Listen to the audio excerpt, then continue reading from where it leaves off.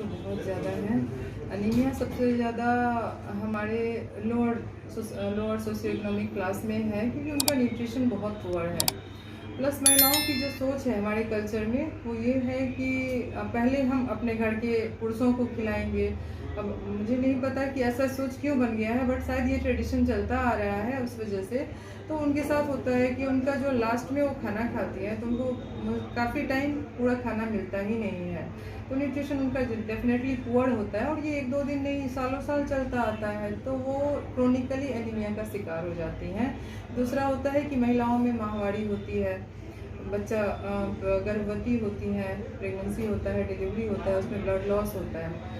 तो एक तो उनको खून कम है, दूसरा उनको खून बहने के कारण है, ये सब जिसको कि आप रोक नहीं सकते हैं, जो कि बहुत ज़रूरी है। तो इस वजह से उनका एनीमिया और एग्रेवेट हो जाता है, आगे बढ़ जाता है। गांव में देख रहे हैं कि बहुत से ऐसे हैं कि सरकार की तरफ से तो ये रोक है कि कम उम्र में शादी बच्चियां के मतलब नहीं करने के लिए, फिर भी लोग मतलब कि जो है शादी कर देते हैं, जिसके कारण मतलब कि जो है परेशानियां ज़्यादा होते हैं डिलीवरी के समय में। तो उनसे खासकर क्या अपील करना चाहते हैं?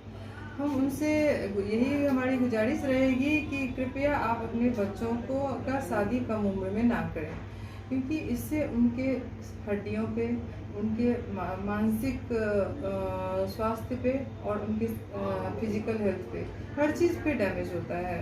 तो वो लड़कियां इतनी मैच्योर नहीं होती हैं, कम उम्र में शादी हुआ, शादी के तुरंत बाद प्रेगनेंसी हुआ, डिलीवरी में उसको इतनी डिफ़िकल्टी होती है, कम उम्र में ज़्यादा डिफ़िकल्टी का सामना करना पड़ता है उसको, क्योंकि उसकी हड्डियाँ भी कमज़ोर होती हैं। और उसके बाद उसको फैमिली का प्रेशर, कई नई जगह में जाके एडजस्ट करना, दिमाग भी उतना मैच्योर नहीं होता है, तो थोड़ा एडजस्टमेंट इशू भी होता है। तो मेरी तो समाज से ये गुजारिश है कि कृपया कम उम्र में बच्चियों की शादी ना करें। अभी गर्मी का मौसम चल रहा है, बरसात भी है, इस मौसम में देखते हैं कि बच्चियां जो खासकर मतलब कि जैसे पिंपल्स का ज़्यादा शिकार हो रहे हैं, क्यों हो रहे हैं? देखिए, अभी हमारा जो खान पान है वो बहुत ख़राब हो गया है, और हमारा लाइफस्टाइल बेसिकली ख़राब हो गया। अगर एक शब्दों में कहा जाए तो कि हम भाग दौड़ की ज़िंदगी नहीं जीना चाहते हैं, हमें हर जगह आराम चाहिए। हमारे हर घर में एसी लगा हुआ है, हम अपना होम डिलीवरी कराते हैं, हम पिज़्ज़ा बर्गर पे ज़्यादा ध्यान देते हैं, चाउमीन समोसा पिज़्ज़ा बर्गर ये सब खाते हैं। और प्लस हमारे खान पान में मिलावट भी बहुत बढ़ गया है। इन सब से लड़कियों के, महिलाओं के अंडेदानी के फंक्शन पे बहुत बुरा असर पड़ता है। तो इस वजह से उनका हार्मोन डिस्टर्ब हो जाता है ब्लड में, और हार्मोनल डिस्टर्बेंस की वजह से उनको पिंपल्स की समस्याओं का ज़्यादा शिकार होना पड़ता है। तो अभी देखा जा रहा है कि महिलाओं में मतलब कि जागरूकता नहीं है। बहुत से ऐसे कल आपने मतलब कि जो है से प्रोग्राम में भी बोले थे, और जागरूकता आप लोग करते रहते हैं, और मतलब सदर हॉस्पिटल में तो प्रोग्राम होता रहता है, और सारी बीमारी का मतलब कि जागरूकता करते रहते हैं। तो देखते हैं कि खासकर महिलाओं में मतलब कि जो है से ओवरवेट ज़्यादा हो रहे हैं, और मतलब कि किन कारणों से मतलब ओवरवेट ज़्यादा हो रहे हैं? अभी जस्ट मैंने आपको बताया कि हमारा लाइफस्टाइल ख़राब हो रखा है। पहले हम लोगों के जनरल रूटीन में काफ़ी मेहनत वाला काम हम लोग करते थे, लेकिन अभी हमारा लाइफ है कि हमको आराम से रहना है, घर में वॉशिंग मशीन आ गया है, गैस चूल्हा आ गया है, मेहनत करना नहीं है। प्लस होम डिलीवरी की फैसिलिटी आ गई है, हर जगह होटल रेस्टोरेंट खुल गए हैं, जिसमें से हम पिज़्ज़ा बर्गर मंगाते हैं, खाते हैं। इस वजह से हमारा वेट बढ़ता जा रहा है। उसी के कारण मतलब डायबिटीज का भी शिकार हो जाता है।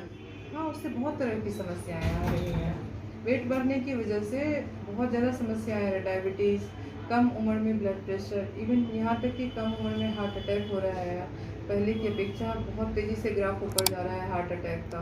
पहले लोग 60-70 साल में हार्ट अटैक होता था, अभी कॉमनली सुनने को हर 4 महीने 3 महीने में मिलता है, किसी के दोस्त के यहाँ, किसी रिश्तेदार के यहाँ 41 साल 45 साल का लड़का हार्ट अटैक हो गया।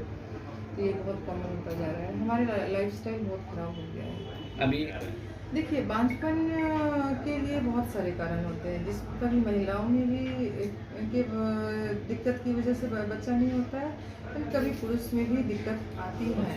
जैसे पुरुष में नशा का सेवन करते हैं तो उनकी शुक्राणु पे बहुत नेगेटिव असर पड़ता है, कभी कभी शुक्राणु बनना बंद हो जाता है, कभी शुक्राणु बन रहा है लेकिन शुक्राणु का साइज शेप सही नहीं है, उनकी मोटिलिटी सही नहीं है, उनका मूवमेंट सही नहीं है।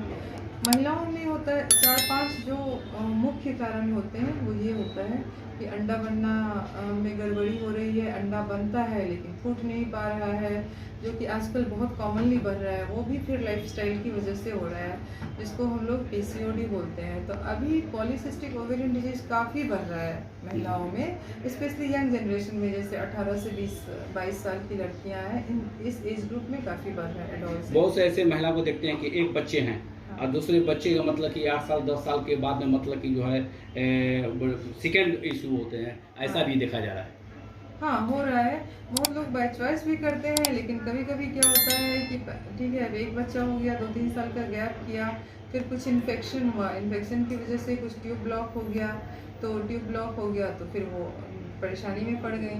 तो बेसिकली जो महिलाओं को 4-5 कारण होते हैं बांझपन के, उसमें एक होता है अंडा नहीं बन पाना, दूसरा होता है अंडा बन रहा है लेकिन फूट नहीं पा रहा है, तीसरा होता है बच्चेदानी के अंदर कोई इन्फेक्शन, जिसमें कॉमन होता है इंडिया में टीबी का इन्फेक्शन बच्चेदानी को भी बहुत गंदे तरीके से प्रभावित करता है। अभी देखा जा रहा है कि महिलाओं में मतलब कि मासिक स्राव मतलब कि किसी को अधिक बढ़ता है, किसी को ब्लैकनेस है, किसी को मतलब कि पेन ज़्यादा होते हैं, ज़्यादा मतलब कि जो है शिकार हो जाते हैं, ब्लड ज़्यादा निकल जाने के कारण से मतलब कि वीकनेस ज़्यादा हो जाता है। तो ऐसी महिलाओं से मतलब कि ये क्या मतलब सुझाव देना चाहते हैं आप? देखिए, मासिक की गड़बड़ी के बहुत कारण होते हैं।